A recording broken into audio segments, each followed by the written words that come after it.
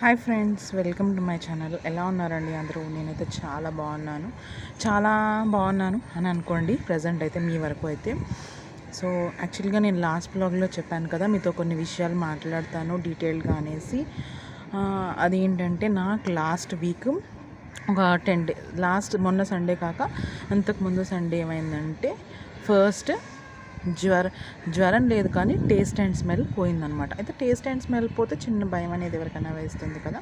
మా హస్బెండ్కి అలాగే చెప్పి ఇలా టెస్ట్ అయితే చేయించుకుందాము అని చెప్పేసి టెస్ట్కి ఇద్దరేమో రెడీ అయ్యాము. సో ప్రైవేట్గా ఇద్దరం టెస్ట్ చేయించుకుంటే ఒక్కొక్కరికి 2800 రూపీస్ తీసుకున్నారు. సో నెక్స్ట్ డే అంటే నేను మేబీ వాళ్ళు ట్యూస్డే ఆర్ ఎప్పుడో వచ్చి నాకు టెస్ట్ చేశారు. సో నాకు రిపోర్ట్ వచ్చింది వెడ్నెస్డే మార్నింగ్కి వచ్చింది. నాది నెగిటివ్ అని వచ్చింది. ఇది కరోనా టెస్ట్ అండి. సో మా ఇంట్లోకి కరోనా ఆహ్వానం చేసేసింది. సో మా ఇంట్లోకి అయితే కరోనా వచ్చేసింది. ఎస్, ఇది నిజం. హస్బెండ్కి పాపకి పాజిటివ్ అని వచ్చింది. సో మా ఇద్దరికి రాగానే నేను పాపను కూడా గబగబా హాస్పిటల్కి తీసుకెళ్ళి టెస్ట్ చేయిస్తే తనకు కూడా పాజిటివ్ ఉంది అనేసి వచ్చిందనమాట.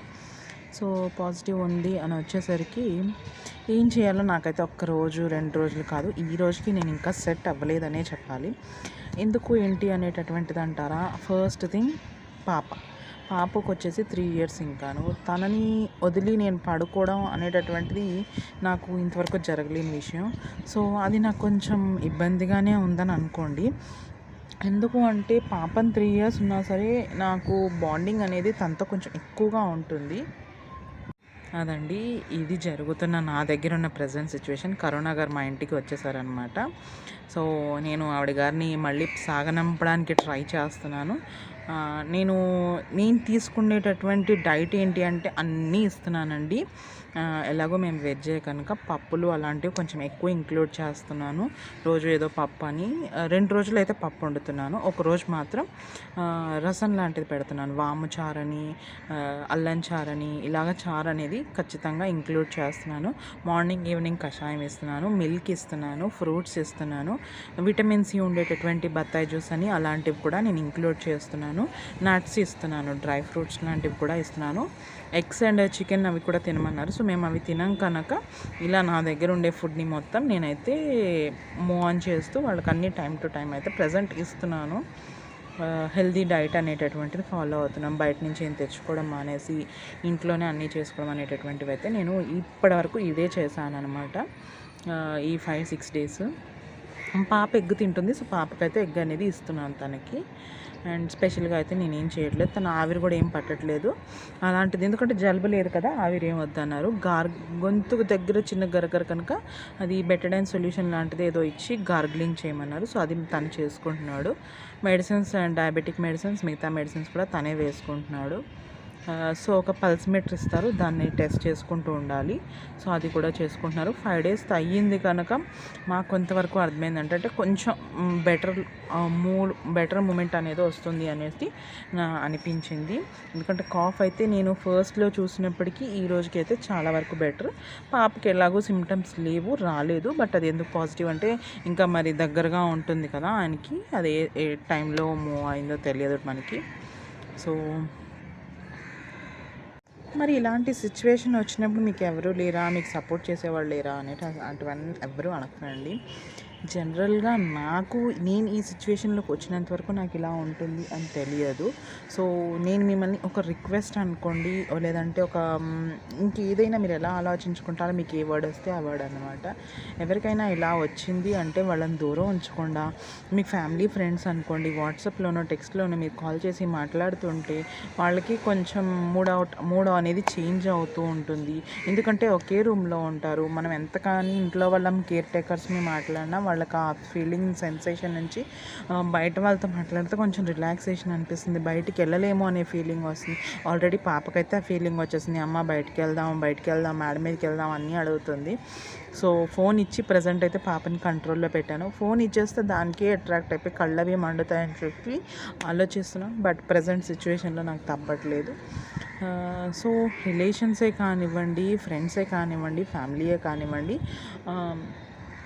కొంచెం వాళ్ళని కూడా మనం విడిగా చూడకుండా ఏమీ అవ్వలేదన్నట్టుగా చూస్తే మంచిదని నా అభిప్రాయం. సో మీకు దగ్గరలో ఎవరైనా ఉన్నా సరే వాళ్ళకి సపోర్టివ్గా ఉండండి. కాస్త మంచిగా వీడియో కాల్స్ అవి చేసి మాట్లాడండి.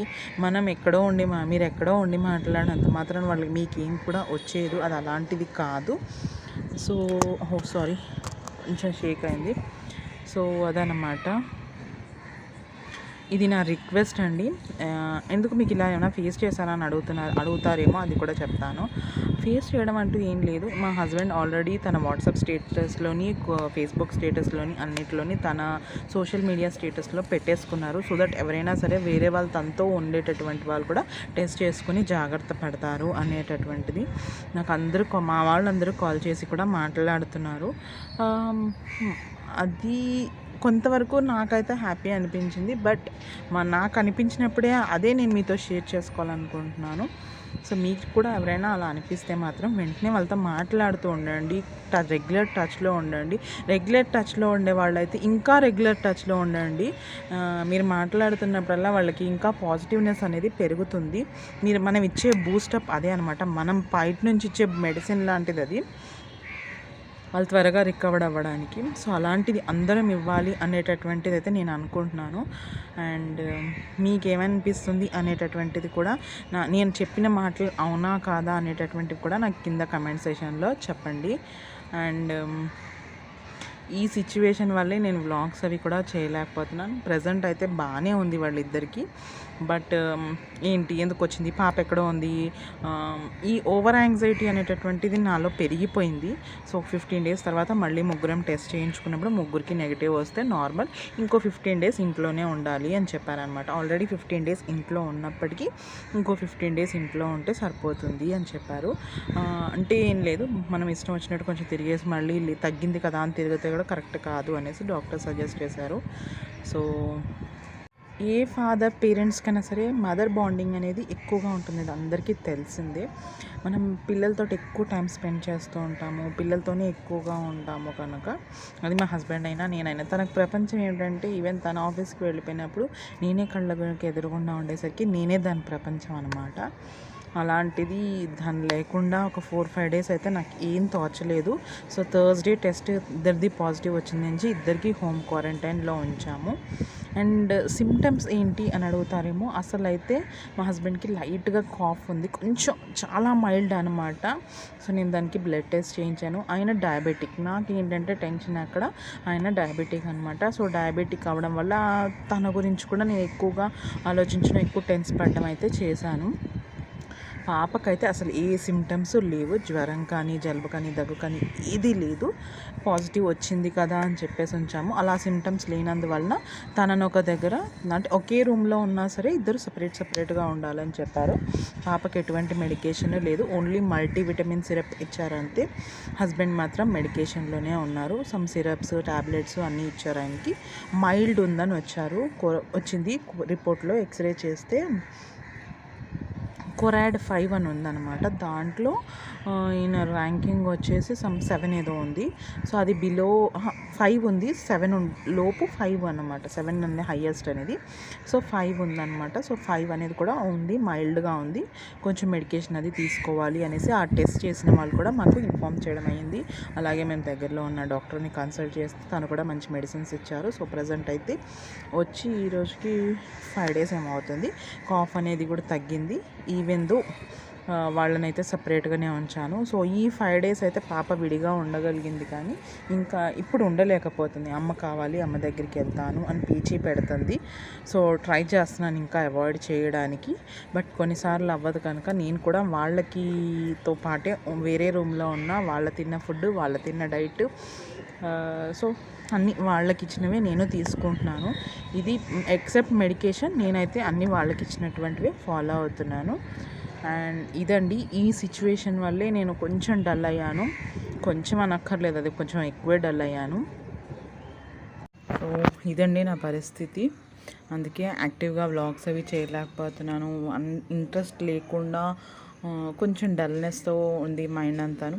అయినా సరే వీడియోస్ పెట్టాలి అనే ఇంట్రెస్ట్తో వీడియోస్ అయితే పెడుతున్నాను, పోస్ట్ చేస్తూనే ఉన్నాను, అది ఆపలేదు. అండ్ ఇక్కడ నైట్ అంతా క్లీన్ చేసేసుకున్నాను. కిచెన్ మొత్తం క్లీన్ చేసేసుకొని ఆ డస్ట్ ఇప్పుడు పడేసి నేను బాత్ చేసుకొని పడుకుంటాను అనమాట. ఆల్రెడీ నేను వామ్ వాటర్ అవి తీసేసుకోవడం వాళ్ళ కోసమనేసి వేడి నీళ్ళు అవి అక్కడ గిన్నెలో మరగబెట్టేసుకొని ఉంచేసుకున్నాను. ఇది నైట్ ప్రతి ఆడవాళ్ళకి ఉండే పని. సో ఇది అయిపోయిన తర్వాత నాకు ఈ కర్మలో ఏంటంటారా, దీని టైంలో ఏంటంటే వాటర్ రాలేదు మాకు. జనరల్గా మాకు పంచాయతీ వాటర్ అనేసి 2 డేస్కి ఒకసారి వస్తాయి. ఈ రోజుకి 10 డేస్ అయింది వాటర్ రాలేదు. ట్యాంకర్ పోయించుకున్న ఈవినింగే వాటర్ కూడా వచ్చింది. సో మళ్ళీ వాటర్ అనేది యథావిధిగా అయిపోయింది. దాని తర్వాత ఇంకొక అదృష్టం ఏమిటంటే నాకు కరెంటుది ఏదో ఫీజు పోయిందనమాట. వెంటనే అప్పుడు ఎంత అయింది అనుకున్నారు, నైట్ 8 అయింది. గబా కరెంట్ అతను ఇంటికి వెళ్తే వాళ్ళు రాలేదు. సో మళ్ళీ వేరే దగ్గరికి వెళ్ళి షాప్కి వెళ్ళి తీసుకొని వస్తే అది చిన్నది ఇన్వర్టర్లో ఫీజు పోయింది అని చెప్పేస్తే ఆయన ప్రజెంట్ ఏదో తాత్కాలికంగా చేసైతే వెళ్ళారు. నెక్స్ట్ వచ్చేసి ఇక్కడ నెక్స్ట్ డే ఎర్లీ మార్నింగ్ అనమాట. అప్పుడే వస్తున్న సూర్యుడి దగ్గర కూర్చున్నాను డి విటమిన్ కోసం అనేసి. నెక్స్ట్ కషాయం చేశాను. ఈ కషాయం రెసిపీని నేను విడిగా పోస్ట్ చేద్దామని పెట్టలేదండి. నెక్స్ట్ నా బ్రేక్ఫాస్ట్ కోసం ఊతప్పం వేసుకున్నాను. వాళ్ళకి చేసి ఇచ్చేసాను ఆల్రెడీ. అండ్ ఈరోజు కిచెన్లో నేను మొన్న తెచ్చుకున్నాను సామాన్లు డిమార్ట్ నుంచి. మొత్తం అంతా గజిబిజిగా ఉంది. కాస్త క్లీన్ చేసుకోవాలన్నమాట. సో ఇవి క్లీన్ చేసుకొని సర్దుకుంటాను. సో ఇదండి ఈరోజు బ్లాగ్. మీకు ఎలా అనిపించింది అనేటటువంటిది నాకు కింద చెప్పండి. ఈ బ్లాగ్ నచ్చితే లైక్ చేయండి. అలాగే ఇంకా మన ఛానల్ని సబ్స్క్రైబ్ చేసుకోకపోతే మాత్రం బెల్తో సబ్స్క్రైబ్ చేసుకుంటే నేను ఎప్పుడు వీడియోస్ చేసినా మీ వరకు నోటిఫికేషన్ రూపంలో వస్తాయండి. Thank you.